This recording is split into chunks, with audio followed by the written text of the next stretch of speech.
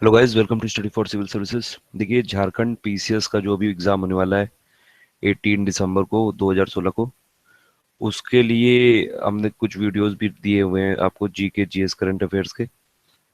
और इसके लिए ये देखिए, पिछली बार जो पेपर हुआ था ये झारखंड पीसीएस का, ये फिफ्थ, ये देखिए इसमें आप देख लीजिए, वेबसाइट में ये दिया हुआ है, ये fifth CCS PT general studies. देखिए, प्रीलिम्स में इसमें दो पेपर होते हैं, एक जीएस 1 होता है जिसमें जनरल स्टडीज, जीके और जो भी झारखंड से रिलेटेड कुछ 10-15% का आता है।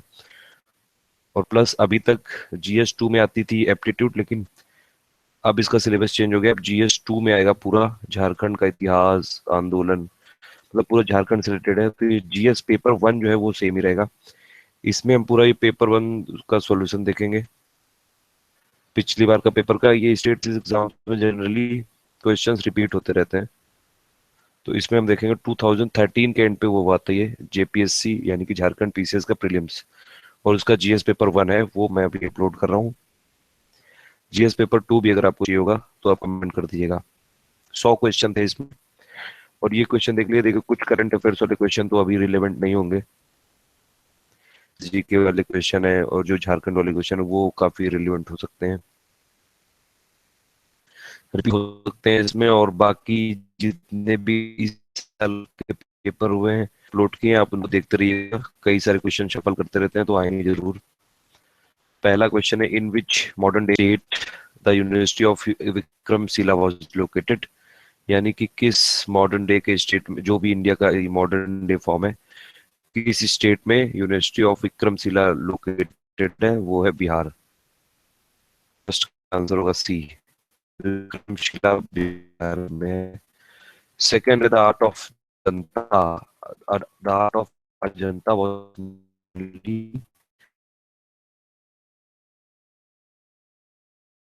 मतलब अजंता और ये सब जो गया तीन, that to have prepared किया था वाकज, तो इसको रानू टू वन हाफ सी ऑफ द प्रोड्यूस ने एक हाफ से बढ़ा दिया था, मतलब 1.5 गुना कर दिया था, वो था अलाउद्दीन खिलजी। थर्ड का होगा बी। फोर्थ है, which form of Buddhism was prominent during the सल्तनत पीरियड, ये है वज्रयान। सी आंसर होगा इसका, सल्तनत के टाइम पे वज्रयान काफी प्रोमिनेंट थी। अंद्रभोज किसको कहते हैं, इसका आंसर होगा कृष्ण देव राय। कृष्ण देव राय को आंध्र भोज भी बोलते थे, तो फिफ्थ का होगा इसमें ए। ठीक है, सिक्स्थ है, Hemchandra Vikramaditya is famous in Indian history, इसको काफी फेमस, इसका निकनेम है हेमू। सिक्स का होगा डी। सेवेंथ है, which revenue system among the following is also known as bandobast system. Bandobast किसको बोलते हैं, ये जब्ती सिस्टम था, उसको बंदोबस्त सिस्टम भी बोलते हैं। Abul Fazl death was caused by, Abul Fazl की डेथ किसके द्वारा, मतलब क्या रीजन क्या था ये प्रिंस सलीम। एट का होगा A, Abul Fazl's death was caused by prince Salim. Ninth, which Mughal emperor prohibited the use of tobacco, tobacco को किसने बंद कर दिया था या प्रोहिबिट कर दिया था, वो थे जहांगीर। जहांगीर के बारे में एक और बात है कि ये आर्ट और ये जो पेंटिंग के काफी ज्यादा लवर थे, तो इनके टाइम पे पेंटिंग मुगल में पीक पे थी, ये आप याद रखिएगा। 9 का बी है इसमें। 10th, export of slaves from Bengal was banned, किस साल में ये एक्सपोर्ट बैन कर दिया गया। स्लेव्स का काफी ज्यादा ट्रेड चलता था, उनका एक्सपोर्ट बैन कर दिया गया था 1789 में। फिर ये 11th है, रिंग फेंस पॉलिसी, इसको किसने स्टार्ट किया था, इसको वॉरेन हेस्टिंग ने स्टार्ट किया था। देखिए, रिंग फेंस पॉलिसी क्या होती है, ये रही थी 1765 से लेके 1813 तक।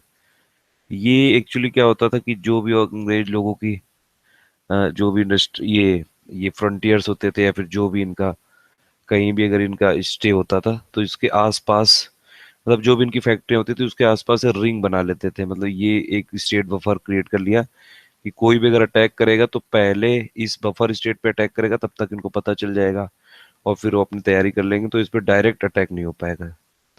वही इसमें लिखा हुआ है, देखिए ये रिफ्लेक्ट करी थी, पॉलिसी करती थी ये फॉरेन हेस्टिंग के टाइम पे, जब वॉर मराठा से और मैसूर से काफी ज्यादा हो रहे थे। And aimed at creating buffer zones to defend the company's frontiers, मतलब जो भी कंपनी के सेटलमेंट्स हैं या फ्रंटियर्स हैं उनको बफर, उनको डिफेंड करने के लिए बफर क्रिएट कर देते थे कि ये अगर मान लीजिए कोई कंपनी का है, उसके आसपास इस डायरेक्शन में बफर क्रिएट कर दिया है, कोई इन्वेडर डायरेक्टली अटैक नहीं करे, पहले इस बफर से पास होगा। तो मेन थ्रेट किससे था उनको? ब्रिटिशर्स को मराठा से और अफगानी जो इन्वेडर थे उनसे। और फिर इसी, ये जो वेलेस्ली की पॉलिसी थी सब्सिडरी अलायंस, वो भी एक तरह से इसका एक्सटेंशन ही थी रिंग फेंस का, जिसमें सब्सिडरी अलायंस के थ्रू जितने भी जो किंग्स थे उनसे अपना ये अलायंस बना लेते थे कि आप हमारे जो भी ब्रिटिशर्स जो भी रेसिडेंट होगा उसको रखो, उसका पूरा खर्चा उठाओ, और हम आपको बाहर के इन्वेटर से बचाएंगे। तो ये यही थी एक पॉलिसी ऑफ रिंग फेंस। ये कुछ पॉलिसीज में से थी, स्टार्ट की थी इसको वारेन हेस्टिंग ने, और फिर इसको जो सब्सिडरी अलायंस थी, लॉर्ड वेलेस्ली की पॉलिसी, ये वो सब्सिडरी अलायंस एक्चुअली एक तरह से रिंग फेंस का एक्सटेंशन था। ट्वेल्थ है the age of consent Act, ये आप काफी इंपॉर्टेंट क्वेश्चन है। 1891 में पास हुआ था, तो ट्वेल्थ कब होगा? बी, ये आप याद रखिएगा। पब्लिक वर्क्स डिपार्टमेंट पीडब्ल्यूडी सबसे पहले चालू किया था लॉर्ड डलहौजी ने 1845 से 1855 के बीच में। Who was the first Indian selected as a member of the British parliament, ये आप याद रखिए। दादा भाई नौरोजी थे पहले इंडियन जिनको सिलेक्ट किया था ब्रिटिश पार्लियामेंट में, जिनको कि grand old man of India भी बोलते हैं, और जिन्होंने ब्रिटिशर्स की इकोनॉमिक पॉलिसीज को एक्सपोज भी किया था, ड्रेन ऑफ वेल्थ की थ्योरी भी दी थी, poverty and un British rule in India भी एक बुक पब्लिश की थी, जिसमें पूरा ब्रिटिशर्स की जो इकोनॉमिक पॉलिसी है एक्सप्लॉइटेटिव जो है उनको एक्सपोज किया था। तो 14 का होगा बी। 15 है the first tribal leader who was inspired by Mahatma Gandhi and his ideology, उनका नाम था जोधा नांग। 15 का होगा बी। 16 है फ्रंटियर गांधी किसको बोलते थे? फ्रंटियर गांधी बोलते थे खान अब्दुल गफ्फार खान को, तो 16 का होगा बी। फिर फॉर द फर्स्ट टाइम पूर्ण Swaraj was declared at the Congress, पहली बार जो पूर्ण स्वराज का नारा दिया गया था ये लाहौर सेशन में 1929 में दिसंबर में दिया गया था, और फिर राबी नदी के किनारे इसमें झंडा भी लहराया गया। तो फिर अगले साल जो 26 जनवरी को पहला रिपब्लिक डे भी मनाया गया था 1930 में। तो 17 का होगा ए।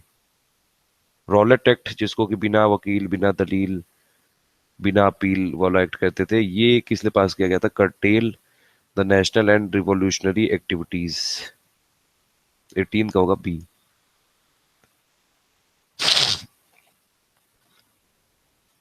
फिर 19 है मुजफ्फरनगर बॉम्ब केस 1908 में जो हुआ था, वो किससे एसोसिएटेड है? वो प्रफुल्ला चाकी से एसोसिएटेड है। कुछ बॉम्ब केस इंपॉर्टेंट है, और कुछ ये जो ये ट्रायल चले थे वो भी केस काफी इंपॉर्टेंट है, डायरेक्टली बस पूछते हैं इसमें कि एसोसिएटेड किससे था वो। 20th है who among the following is associated with Sanatan Adivasi Mahasabha, ये थे ओरान, ये एसोसिएटेड थे। 21 who among the following was linked closely with Kisan Sabha movement, देखिए स्वामी सहजानंद ये काफी क्लोजली लिंक थे। स्वामी सहजानंद ये किसान सभा मूवमेंट से काफी मतलब क्लोजली लिंक थे 1930 के आसपास, और ये किसान सभा मूवमेंट स्टार्ट हुआ था बिहार में। ये इनकी लीडरशिप इन्होंने की थी एक्चुअली, स्वामी सहजानंद ने, जिन्होंने 1929 में बिहार प्रोविंशियल ये किसान सभा भी देखिए बनाई थी, इसमें लिखा हुआ है ये। मैंने एक्स्ट्रा फैक्ट भी इंक्लूड कर दिए हैं गूगल से सर्च करके। 22 है the sage who is said to have Aryanised south India, ये साधु था ये अगस्त्य। 22 का बी है। 23 during the period of 16 Mahajanapada मौर Mathura was the capital of, Mathura किसकी कैपिटल थी? सुरासेना की। देखिए ये 16 जो महाजनपद थे वो, और उनकी कैपिटल ये मैंने फोटो लगाई है इसमें, आप देख लीजिए और इनको याद कर लिए अच्छे से, ये काफी इंपॉर्टेंट है। लोकेशन क्या क्या है, जैसे अंगा एक महाजनपद था, इसकी कैपिटल थी चंपा, और ये मॉडर्न डे में कहाँ लोकेटेड है? मुंगेर और भागलपुर में। सेकंड है मगध, जनपद था ये, इसकी कैपिटल थी गिरिराज या राजगीर, और ये इस समय है गया और पटना में। थर्ड महाजनपद था काशी, और इसकी कैपिटल भी काशी थी, और ये बनारस है। फोर्थ था वत्सा, इसकी कैपिटल है इस थी मतलब कौशाम्बी, और प्रेजेंट डे इलाहाबाद है। फिफ्थ है कौशला, श्रावस्ती कैपिटल, और ईस्टर्न यूपी में है ये। सूरसेना है ये, इसकी कैपिटल थी मथुरा, और ये इस समय मथुरा में है। पांचाला की कैपिटल थी अहिछत्र, और ये कम्पिल्य, और ये वेस्टर्न यूपी में है। कुरु की कैपिटल थी इंद्रप्रस्थ, ये मेरठ और साउथ ईस्ट हरियाणा के आसपास है, और ओल्ड दिल्ली वाला भी कुछ कुछ पार्ट है। मत्स्या नाइन्थ कैपिटल थी विराटनगर, मत्स्या नाइन्थ ये महाजनपद था। विराटनगर इसकी कैपिटल थी, और जयपुर के आसपास है। फिर छेदी, इसकी कैपिटल थी बांदा या सोतीवती, और ये बुंदेलखंड के आसपास है। अवंती महाजनपद की कैपिटल थी उज्जैन, और ये मध्य प्रदेश और मालवा। फिर गांधार, इसकी कैपिटल थी तक्षशिला, और रावलपिंडी के आसपास है।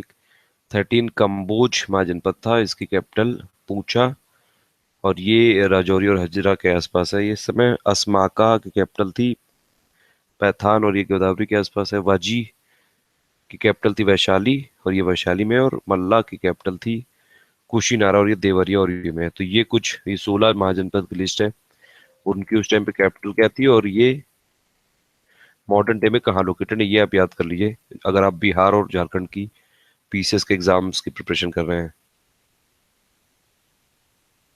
तो 23 कैपिटल थी सुरासेना की। 24 है, where did the Buddha preach his first sermon, पहला जो सरमन था ये सारनाथ में। बुद्धा से रिलेटेड फैक्ट काफी इंपॉर्टेंट है, आप याद कर लीजिए, आते रहते हैं हर एग्जाम में। 24 का होगा बी। 25 में मौर्य के पीरियड में टैक्स इवेजन को किससे पनिश किया जाता था, डेथ से। तो 25 का ए होगा। फर्स्ट कॉटन मिल कहाँ पे स्टेब्लिश की गई थी? फर्स्ट कॉटन मिल देखिए कलकत्ता में स्टेब्लिश की गई थी 1818 में, फोर्ट क्लोस्टर के निकट। फोर्ट क्लोस्टर में की गई थी नियर कोलकाता, लेकिन ये फेलियर हो गया था इस मिल का। फिर सेकंड मिल बनाई गई थी जो कि केजीएन दाबर ने की थी 1854 में। ट्रू फाउंडेशन बोलते हैं मॉडर्न कॉटन इंडस्ट्री जब इंडिया में स्टेब्लिश हुई, यहाँ से स्टार्ट हुई ओरिजिनली, क्योंकि पहली वाली जो थी फोर्ट ग्लोस्टर में थी वो फेल हो गई थी। तो यहाँ से ओरिजिनल स्टार्टिंग हुई मॉडर्न जो कॉटन इंडस्ट्री है इंडिया में। इसका नाम था Bombay spinning and weaving company, ये बॉम्बे में थी। तो लेकिन अगर इसमें पूछा फर्स्ट कॉटन मिल स्टैब्लिश कहाँ की थी, तो वो तो कोलकाता में की गई थी। लेकिन ट्रू अगर पूछेंगे कि ट्रूली कहाँ से कॉटन मिल का ये सब जो इंडस्ट्री है ये सब स्टार्ट हुआ, वो थी बॉम्बे में, Bombay spinning and weaving company. 27 है, in which part of the India Dandakaranya is situated, ये ईस्ट इंडिया में है, ईस्टर्न पार्ट में है। देखिए ये एक फिजियोग्राफिक रीजन है ईस्ट सेंट्रल इंडिया में, और इसका एरिया है करीबन इतना 92,300 स्क्वायर किलोमीटर, और इसमें अबूझ मार हिल्स हैं वेस्ट में, और ये बॉर्डर करता है ईस्टर्न घाट में ईस्ट में। इसमें पार्ट्स हैं जो डंडा करन्या एरिया है, ये उड़ीसा के, छत्तीसगढ़ के, तेलंगाना, आंध्र प्रदेश। और ये जो डंडा करन्या एरिया है ये फेमस है deposits of bauxite, iron ore और मैंगनीज के लिए। देखिए ये इसका मैप है, ये है डंडा करन्या वाला एरिया, ये 4-5 स्टेट में रही है, तो ईस्ट में है ये। 27 का होगा B. 28, what is the most accurate method of representing relief features, वो है कंटूर्स। 28 का ये। 29, tsunami is the result of cyclone, तो सुनामी साइक्लोन की वजह से होता है, उसका रिजल्ट है। सुनामी एक्चुअली सी वेव्स जब ये करती है तब होता है। नहीं नहीं सॉरी, ये गलत होगा, इसमें यहाँ पे गलत दिया हुआ है। Tsunami is not the result of cyclone, tsunami is the result of सब मरीन earthquake। ये एक्चुअली जो भी ओशन फ्लोट्स होती हैं जब वो उनमें अर्थक्वेक आता है तो उनकी वजह से जो वेव्स हैं उनका मूवमेंट होने लगता है, और वही वेव्स जब बीच में होती है एकदम ओशन में तब उनकी जो ये वेव हाइट है काफी कम होती है। लेकिन जैसे जैसे ये शोर पे आती हैं, ये किनारे पे आती हैं, तो ये काफी ज्यादा हाइट एक्वायर कर लेती हैं और सुनामी बन जाती हैं। ये सी वेव्स कहते हैं इनको। जापानी में काफी जापान के आसपास काफी ज्यादा आती हैं। तो 23 का होगा इसमें सी, बी नहीं, गलत है ये। 30 ट्रांसह्यूमेंस क्या बोलते हैं? ट्रांसह्यूमेंस का मतलब होता है कि ये सीजनल मूवमेंट होता है पीपल का, और जो भी उनके हट्स होते हैं from valley to mountain and vice versa, ये फूड और वाटर के लिए मूव करते रहते हैं लाइव स्टॉक के साथ, और ये अ, अपनी जो भी फैमिली उनको वहां पे छोड़ देते हैं, और मतलब कुल मिला के वाटर एंड फूड के सर्च में मूव करते हैं ये सीजन वाइज। तो 30 का होगा सी। 31 में मैच द फॉलोइंग करना है, जो रिवर्स हैं मेन और उनकी ट्रिब्यूटरीज। कृष्णा रिवर की, देखिए यमुना की ट्रिब्यूटरी आपको पता होगा, डी का 1। और एक और अगर आपको पता हो, जैसे गोदावरी की होती है ये इंद्रावती, सी का 2 और डी का 1, बाकी और किसी में है ही नहीं। नहीं, डी में भी है। फिर मतलब पता होना चाहिए इसमें, तो इसमें आंसर होगा वैसे ये होगा इसका आंसर, यानी कि 4321। कृष्णा की होगी भीमा, और फिर ब्रह्मपुत्रा की तीस्ता, और गोदावरी की इंद्रावती, और यमुना की चंबल। तो ये होगा आंसर इसका। ये रिवर्स ऑफ इंडिया वाला एक वीडियो मैंने बनाया था, उसमें जितनी भी इंडिया में रिवर्स हैं, छोटी बड़ी सब कुछ सब कवर्ड है, ईस्ट फ्लोइंग, वेस्ट फ्लोइंग, और टोटल जो मेजर रिवर्स हैं उसको देख लीजिएगा आप, काफी इंपॉर्टेंट है वो। 32 है the power plant of Manikaran, ये जियो थर्मल पे बेस्ड है, और ये है जम्मू एंड कश्मीर में, हिमाचल प्रदेश में। 32 का होगा बी।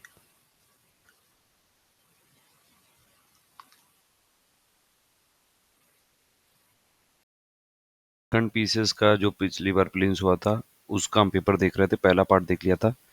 32 क्वेश्चन देख लिए थे, और ये दूसरा पार्ट है इसका। GS1 का पेपर है ये, GS1 पेपर का फुल सोल्यूशन है, और ये जो भी आंसर की है इसकी। और इसमें 32 देख चुके। 33 है लैंड सेट डेटा, अगर एरिया का रिसीव किया है तो डेटा दूसरे जो एडजेसेंट एरिया है वो अवेलेबल कब होगा? वो होगा after certain number of days at A same local time. ये कुछ फीचर्स दिए हुए हैं हिमालयन रेंज के, और इसमें साउथ से नॉर्थ आपको फाइंड करने हैं। देखिए याद रखिएगा, एक ये मैंने ट्रिक बताई थी आपको, KLZPD, यानी कि कराकोरम रेंज, फिर लद्दाख रेंज, फिर जास्कर रेंज, फिर पीर पंजाल रेंज, और फिर धौलाधार। ये नॉर्थ से लेके साउथ तक हैं, इनको आप याद रखने की ट्रिक याद रखिएगा, एक बस वर्ड का याद रख लीजिए, KLZPD। ऐसे छोटे छोटे ये आप शॉर्ट फॉर्म बना लेंगे तो काफ़ी आसानी रहेगी ज्योग्राफी में भी, कई सारी चीज़ों को रटने में, नॉर्थ से साउथ वाले। अब इसमें देख लिए साउथ से नॉर्थ, तो सबसे साउथ में कौन सा होगा? धौलाधार होगा, तो सेकंड होगा सबसे पहले। फिर उसके बाद कौन सा होगा? ये धौलाधार के बाद आएगा जास्कर, यानी कि 1 होगा। फिर होगा लद्दाख, और फिर होगा कराकोरम। तो 2 1 3 4 होगा, ए आंसर होगा इसका। फिर मोस्ट अबंडेंट गैस जो कि एमिट होती है वॉल्केनो के बाद, वो है वाटर वेपर। देखिए most abundant gas release from volcanic eruptions is water vapour, लेकिन और भी कई सारी गैसेस निकलती हैं जब वॉल्केनो आते हैं, जैसे carbon dioxide, sulphur dioxide, hydrogen sulphide, carbon monoxide, hydrogen chloride, और हाइड्रोजन फ्लोराइड। तो ये सब गैसेस भी निकलती हैं, लेकिन सबसे ज्यादा अबंडेंट कौन सी है? वो है वाटर वेपर। 35 का ए है। 36 में पूछ रहा है कौन सी ट्राइब्स और नेटिव स्टेट करेक्टली मैच्ड हैं? वो है ये मुंडा, बिहार में। मुंडा बिहार में, और राजस्थान, ये सॉरी झारखंड के आसपास। नहीं ये गलत है, सॉरी, मुंडा झारखंड में होगी। इसका आंसर होगा ए, थारू जो है वो उत्तराखंड में पाई जाती हैं। 36 का होगा ए। मुंडा तो ये झारखंड के आसपास है ये। 37 में the correct sequence of great lakes of the USA from east to west. ये ग्रेट लेक्स का मैंने आपको फॉर्मूला बताया था, अगर आपको सिर्फ ये याद रखना हो कि 5 ग्रेट लेक्स हैं कौन सी, तो HOMES, होम्स याद रखिएगा बस। होम्स में पहला पहला वर्ड, जैसे एच से हो जाएगा हुरॉन, फिर ओ से हो जाएगा ओंटारियो, फिर एम से हो जाएगा मिशिगन, ई से एरी, एस से हो जाएगा सुपीरियर। तो ये 5 लेक्स हैं जिनको कि ग्रेट लेक्स बोला जाता है। इसमें से जो 4 लेक हैं, जैसे कि superior lake, lake Huron, lake Erie, और लेक ओंटारियो, ये चारों में जो बॉर्डर है वो USA और कनाडा दोनों से शेयर करती हैं। मतलब लेक सुपीरियर भी शेयर करती है US और कनाडा से, लेक ह्यूरॉन भी, लेक एरी भी, और लेक ओंटारियो भी। लेकिन लेक मिशिगन ऐसी लेक है जो कम्प्लीटली कंप्लीटली इनसाइड है USA। मतलब लेक जो मिशिगन है वो कम्प्लीटली USA के अंदर है, तो आप इसको याद रखिएगा। और वही इसमें पूछा है, तो इसमें ईस्ट से वेस्ट अगर देखेंगे तो ओंटारियो, फिर एरी, फिर ह्यूरॉन, फिर मिशिगन, फिर सुपीरियर। तो सी आंसर होगा इसमें। 38 कैनेडिक कैनेडियन जो पैसिफिक रेलवे कहाँ से कहाँ तक जाती है, मॉन्ट्रियल से लेके वैंकूवर तक। बी आंसर होगा। 39 में आपको कुछ ये करंट दिए हुए हैं, ये वार्म करंट और ये सब लोकेशन इनकी पूछिए। गल्फ स्ट्रीम जो है वो वार्म करंट होता है, तो ए का होगा फोर्थ। पेरू करंट ही पैसिफिक ओशियन में आता है ये। डी का होगा ये वेस्ट ऑस्ट्रेलियन करंट। ये कहाँ पे है, ये है स्लो ईस्ट वर्ड मूवमेंट होगा। तो ये आप इसमें देखेंगे तो आंसर आएगा इसमें ए आंसर आएगा, यानी कि 4213। तो ये gulf stream is a warm current. फिर west wind drift is a, नहीं ये वेस्ट, ये बी वाला होगा इसमें। बी होगा, waste wind drift is a slow eastward movement of water over the zones of westerly wind. और फिर पेरू करंट होगा पैसिफिक ओशियन में, और डी होगा वेस्ट ऑस्ट्रेलियन करंट, ये होगा इंडियन ओशियन में। हाँ, तो डी होगा 3। तो इसका आंसर आ जाएगा ए। काजीरंगा जो नेशनल पार्क है वो वन ऑर्न्ड राइनोसर्स के लिए फेमस है, असम में है ये। 40 का होगा ए। 41 आसवान जो डैम है इजिप्ट में है ये, तो 41 का होगा बी। 42 रोबस्टा एक कॉफी की वैरायटी होती है, अफ्रीका में पाई ये प्रोड्यूस की जाती है। 42 का होगा बी। 43 में what causes the change of seasons, इसमें होगा अर्थ जो का जो रिवॉल्यूशन होता है एंड जो इंक्लिनेशन होती है उस अर्थ की एक एक्सिस के अराउंड, तो ये दोनों मिला के जो है ये चेंज ऑफ सीजन के रीजन है। तो इसका होगा सी। इसमें से पूछ रहा है कौन सी रॉक के पास फॉसिल्स नहीं होंगे। वो ग्रेनाइट होगी, क्योंकि ग्रेनाइट होती है इग्नियस रॉक, और जो भी फॉसिल्स होते हैं वो सिर्फ कहाँ पे पाए जाते हैं, सेडिमेंट्री रॉक्स में। तो जैसे शेल है या सैंडस्टोन है। तो 44 का होगा बी। 55 है which human activity is most affected by climate, तो वो होगी फार्मिंग। फार्मिंग सबसे ज्यादा अफेक्टेड होगी क्लाइमेट चेंज से। 56 है most common areas of nomadic herding, के लिए जो मोस्ट कॉमन एरियाज है वो ड्राई एरियाज। नोमैडिक हर्डिंग या फिर इसको नोमैडिक पैस्टोरलिज्म भी बोलते हैं, ये प्रैक्टिस होती है जिसमें एक प्लेस से दूसरे प्लेस लोग मूव करते हैं इन सर्च ऑफ पैस्चर। जो भी उनकी कैटल होती है उसके साथ मूव करते हैं सर्च ऑफ पैस्चर। कई बार वो अपने एनिमल्स को भी बेच देते हैं जिस उस प्रोडक्ट लेके जो वो प्रोड्यूस नहीं करते हैं, और वो अपने जो भी एनिमल्स हैं उन पे फूड के लिए भी डिपेंडेंट रहते हैं। तो नोमैडिक हर्डिंग ये सब है। 46 का होगा डी। 47 है large amount of labour is applied on small sized holding under the system of, ये ओरिएंटल फार्मिंग है। जितनी भी ये एशिया में जो फार्मिंग होती है, ओरिएंटल जो वर्ड है वो एशिया ईस्ट एशिया के लिए यूज करते हैं। तो वही इंडिया में भी जैसे है कि लार्ज अमाउंट लगा देते हैं लेबर में, जितने भी फैमिली के लोग हैं सब लगे रहते हैं एक छोटे से होल्डिंग में, जो छोटे से फार्म लैंड में। तो वो ओरिएंटल फार्मिंग है ये। तो इसका होगा बी। चिनूक एक हॉट विंड होता है और ये जाड़े में आता है विंटर के टाइम पे। जब आता है ये यूएस में चलता है तो ये जो टेम्परेचर है विंटर का वो बढ़ जाता है। तो 48 का ए होगा। 49 है विच of the following is not correctly matched. Not correctly matched है ये बांटू सहारा है। ये जो है सहारा, ये नॉट करेक्टली मैच्ड है। 50 है which layer of atmosphere is used for telecommunication, ये आयोनोस्फेयर को करते हैं यूज। सबसे ऊपर होती है, अगर आप नीचे से देखें तो सबसे पहले होती है ट्रोपोस्फेयर, फिर स्ट्रेटोस्फेयर, फिर मीजोस्फेयर, फिर थर्मोस्फेयर, फिर उसके ऊपर होती है ये आइनोस्फेयर, फिर एक्सोस्फेयर होती है फाइनली। ये ट्रोपोस्फेयर काफी इंपॉर्टेंट होती है, जितने भी क्लाइमेट और वेदर वाले फिनोमेना होते हैं यहीं पे होते हैं। स्ट्रेटोस्फेयर में ओजोन लेयर पाई जाती है। मीजोस्फेयर में जो मेट्रॉइड होते हैं वो बर्न हो जाते हैं। तो ये कुछ कुछ आपको फैक्ट याद रखने चाहिए। 50 का होगा डी। ये आयोनाइज होती है, आयन के लिए होते हैं ये। तो 50 का डी है। 51 है estimates of expenditure are submitted to the parliament of India, ये किस फॉर्म में होता है, जो भी एक्सपेंडिचर होता है उसका एस्टिमेट, ये डिमांड फॉर ग्रांट। डी होगा। 52 है the revenue settlement by the budget होता है, वो कौन प्रिपेयर करता है, मिनिस्ट्री ऑफ फाइनेंस। 52 का डी। बजट किसका इंस्ट्रूमेंट होता है, फिस्कल पॉलिसी। जो मॉनेटरी पॉलिसी होती है वो जैसे आरबीआई करता है, और बजट गवर्नमेंट ऑफ इंडिया करती है। फिस्कल पॉलिसी होती है गवर्नमेंट ऑफ इंडिया की। 54 है कि कोई भी बिल जो जिसमें भी टैक्स इम्पोज किया जा रहा है वो लेजिस्लेटर में या फिर लोकसभा में इंट्रोड्यूस नहीं जा सकता है बिना प्रेसिडेंट की रिकमेंडेशन के। तो ये किस आर्टिकल में बोला गया है? ये बोला गया आर्टिकल 117 में, 117। तो आप इसको याद रखिएगा जरूर कि कोई भी जो मनी बिल है, जैसे ये जो भी टैक्स इम्पोज करने वाला बिल है, वो प्रेसिडेंट की रिकमेंडेशन पे ही, पहले प्रेसिडेंट से रिकमेंडेशन ली जाती है, फिर उसके बाद लेजिस्लेटर में इसको इंट्रोड्यूस किया जाता है अगर किसी बिल में टैक्स इम्पोज करना है। तो ये 117 आर्टिकल में है। 55 money received by the government under the state provident fund, जो प्रोविडेंट फंड में पैसा आता है वो पब्लिक अकाउंट में जाता है। तो ये डी होगा इसका।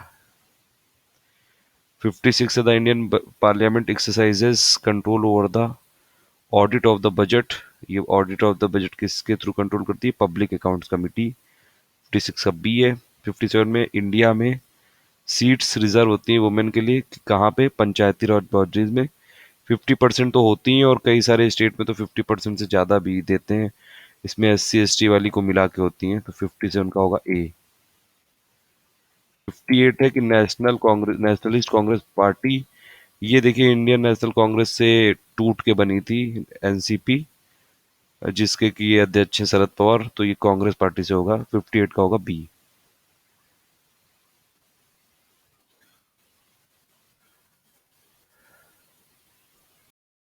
देखिए झारखंड PCS का जो प्रीलिम्स हुआ था 2014 में, 2013 वाला पेपर था जो 2013 के एंड पे हुआ था, उसका GS का पेपर 1 देख रहे हैं हम। और ये तीसरा पार्ट होगा, ये लास्ट पार्ट होगा इसका। GS पेपर 1 मैं सॉल्व कर दिया हूँ। GS पेपर 2 का जो पैटर्न है वो बदल चुका है। अभी अभी जो जी झारखंड का जो PCS का प्रीलिम्स होगा उसमें पेपर 1 तो आएगा GS का एज यूजुअल, जैसे GS आती है, GK आती है, करंट अफेयर्स। कुछ कुछ झारखंड के पेपर क्वेश्चन आएंगे झारखंड पे बेस्ड 10 to 15%। लेकिन जो ये पेपर 2 होगा उसमें पूरा झारखंड का ही आएगा इस बार। तो ये GS पेपर 1 है, पिछले साल का है। ये इंपॉर्टेंट हो सकता है क्योंकि क्वेश्चन कई बार रिपीट होते रहते हैं स्टेट PCS एग्जाम में। 58 देख चुके थे हम सेकंड पार्ट तक। 53 ये 59 है, which one of the following is not taken as the factor among the non economic factors which contribute in economic growth. इसका आंसर होगा ए, ह्यूमन रिसोर्स। है कौन सा डिपार्टमेंट नहीं है under the ministry of finance में? तो वो है बैंकिंग डिवीजन, बाकी सब है मिनिस्ट्री ऑफ फाइनेंस में। डिपार्टमेंट ऑफ इकोनॉमिक अफेयर्स ही काफी इंपॉर्टेंट है, बजट बनाता है। फिर with respect to the procedure of the budget in the parliament the amount of demand be reduced to 1 rupee. मतलब जो भी अमाउंट है वो 1 रुपए में ला दिया गया। तो ये पॉलिसी कट होता है, मतलब पूरी पॉलिसी कट मोशन होता है ये। 61 का होगा B.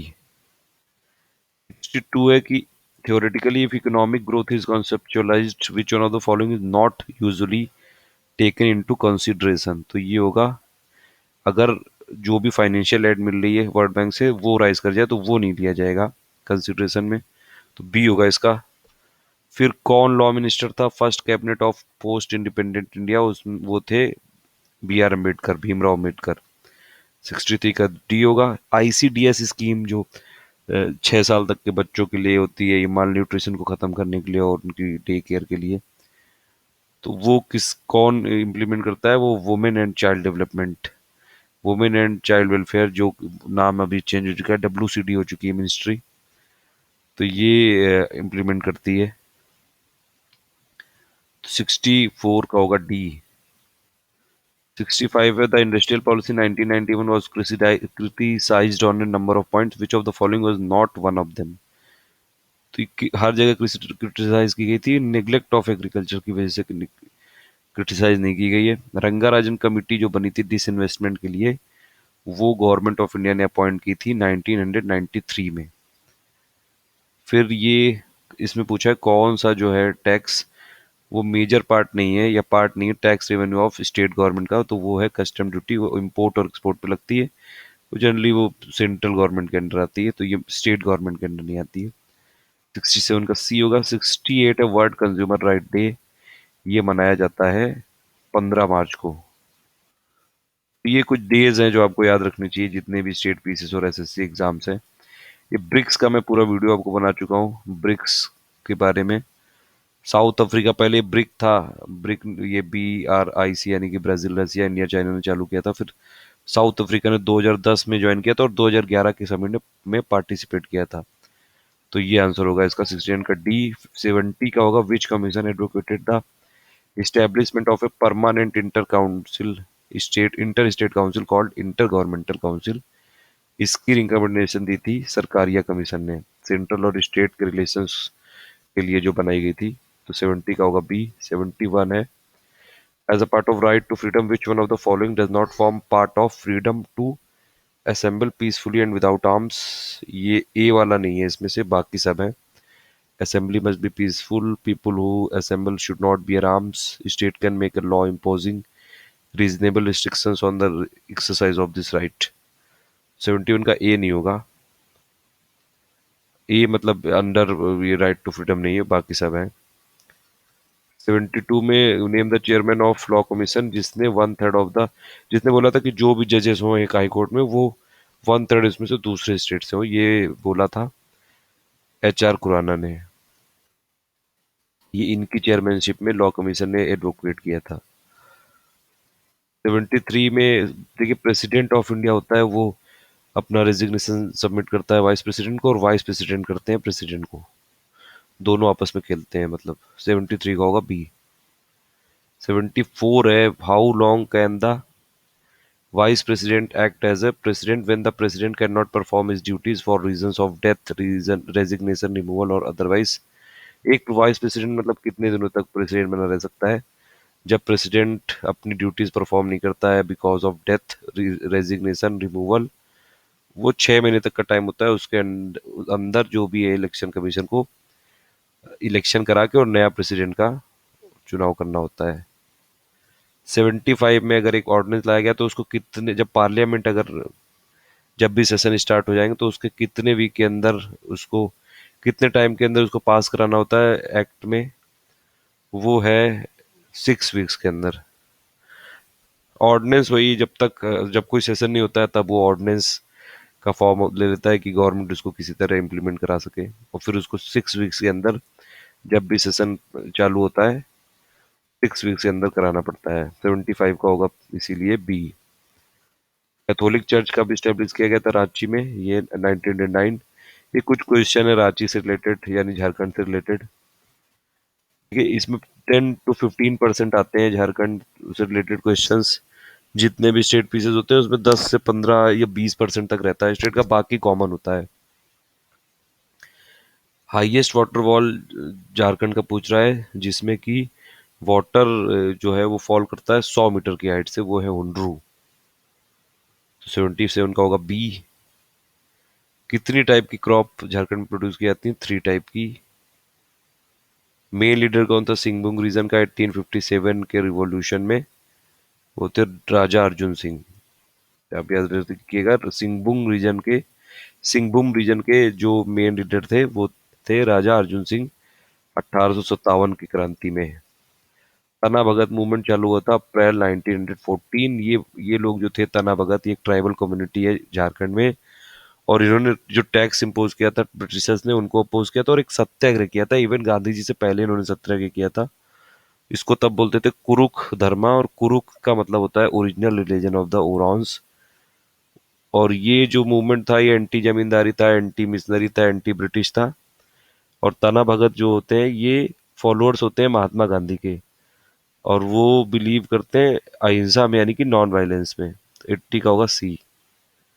Which of the following Adivasi leaders from Chota Nagpur was the member of constituent assembly? ये थे जयपाल सिंह। 81 का होगा B. Literal literary meaning Birhor का क्या मतलब होता है? Man of forest. किस संस्कृत वर्ड से ये लक्ष्य originated? From which Sanskrit word has the word lac originated? तो वो लक्ष्य। Tata iron and steel company यानी कि टिस्को, जो कि अब टाटा स्टील है, ये इस्टेब्लिश की गई थी झारखंड में 1907 में। तो 84 का सी होगा। पहला गवर्नर था झारखंड का प्रभात कुमार। फिर ये छोटा नागपुर रीजन जो है कब आया था ब्रिटिश रूल के अंडर में? 1765। ये संथल परगना टेनेंसी एक्ट ये कब इन्फोर्स किया गया था? 1857 में। फिर विल्किंसन लॉ ये कब आया था एग्जिस्ट, कब आया था ये छोटा नागपुर में? तो ये आया था 1837 में। छोटा नागपुर टेनेंसी एक्ट कब इन्फोर्स किया गया था? 1908 में। ये कुछ कुछ झारखंड से रिलेटेड क्वेश्चन है। सोहराई फेस्टिवल किसका है? बिगेस्ट फेस्टिवल है संथल जो ट्राइब्स होती हैं झारखंड की। फिर ये हाइट कितनी है पारसनाथ हिल की? ये 4480 फीट। ये कुछ क्वेश्चन ऐसे आते हैं फैक्ट वाइज, आपको याद रखनी चाहिए स्टेट पीसीएस में। What is the name of the festival of flowers of the Adivasi in Jharkhand? तो ये है Sarhul. Sarhul is the name of festival of flowers. ये होता है सरहुल, होता है फ्लावर्स का फेस्टिवल। फिर which dance style of Jharkhand has become famous on national and international level? कौन सी डांस स्टाइल पूरा फेमस है काफी नेशनली और इंटरनेशनली? छऊ। तो 23 का होगा डी। पहला चीफ मिनिस्टर था झारखंड का बाबूलाल मरांडी। फिर which puja of the tribals is held in the Hindu month of Bhadrapada? वो है कर्मा। फिर विलेज हेड ऑफ सेंथल्स को बोलते हैं मांझी। 96 का होगा डी। फिर धुम कुरिया सोशल ऑर्गेनाइजेशन ये बिलोंग करती है कुरुक कम्युनिटी से। फिर ये सूरजकंड ये जो हजारीबाग का है इसका टेम्परेचर है 88 डिग्री सेल्सियस। और फिर ये फाइनली फुस